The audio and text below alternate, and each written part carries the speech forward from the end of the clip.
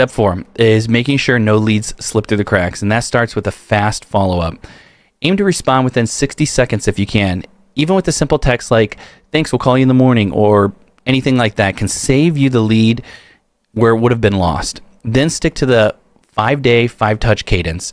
That persistence is what actually turns more inquiries into real book jobs. Now, I know you're already juggling crews, estimates, and jobs, so staying on top of that and every single lead feels kind of tough. That's where automation comes in. Tools like Client Maximize, with just an even simple SMS or email campaign follow-up, that can help you follow up keep the follow-up going while you're busy in the field. And here's the other piece.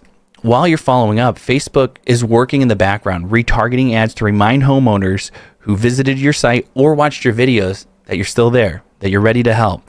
That way, even though they didn't respond to the marketing, they keep seeing your brand until they're ready to book. Inside the FMH Meta Ads benchmark sheet, you'll see what the top performing contractors achieve for response times, booked rates, and follow-up frequencies, so you can kind of compare your own process and spot where revenue leaks might be happening.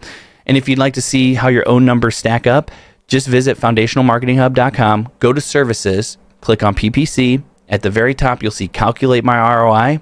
Click that, and you can get a personalized benchmark report.